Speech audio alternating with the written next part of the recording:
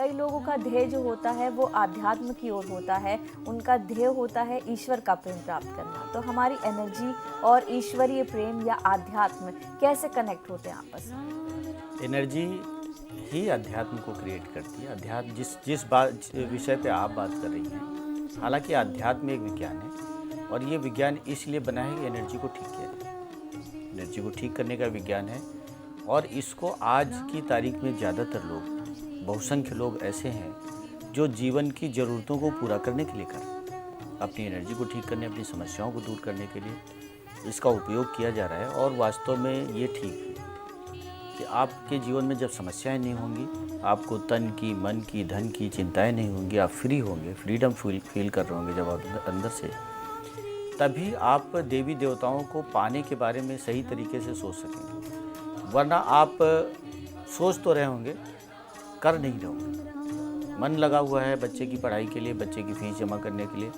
पत्नी की ज़रूरतें पूरी करने के लिए, परिवार की ज़रूरतें पूरी करने के लिए। और ऐसे में अगर माला चल रहा है, जपा जा रहा है, तो वो शायद फलित नहीं होगा। ज़्यादातर लोगों के साथ यही हो रहा है। एक चीज़ आपने जो बोली कि लोगों का मन नहीं लगता ध्यान करने में, साधना करने में और मेडिटेशन में, इन चीज़ों में, ये चिंता का विषय जरूर, ये चिंता का विषय है।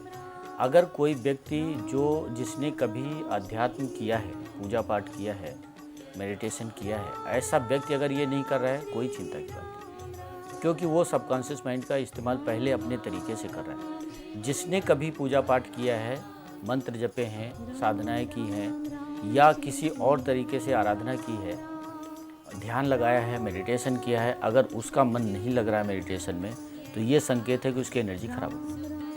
अपनी एनर्जी को बैलेंस करें, ब्रह्मांडी ऊर्जा से स्नान करें या नमक के पानी से स्नान करें या बहते हुए पानी में नहाएं। नदियों में नहाने का जो चलन है अध्यात्म में, कुंभ का समय आता है तो लोग नदियों में नहाने पहुंच जाते हैं। जी। वैसे भी हमारे यहाँ नदियों में नहाने का चलन है, सिर्फ इस वजह से कि जब आप किसी नदी में नहाते, बहते हुए पानी में जब आप नहाते हैं तो आपकी एनर्जी क्लीन होती है, आपका आभामंडल साफ हो जाता है। यही नहीं, पानी की अपनी जो एनर्जी होती है वो आपकी एनर्जी को बूस्ट कर देती है। और जब आप नदी में नहा के निकलेंगे, बाहर आएंगे, तो आप देखेंगे आपकी बहुत सी समस्याएं कम होंगी, क्योंकि आपकी एनर्जी बूस्ट होगी। ये है इसका विज्ञान। तो आप अध्यात्म को हमेशा विज्ञान की तरीके से देखें तो ये तन मन धन के सारे सुख आपको दे देगा।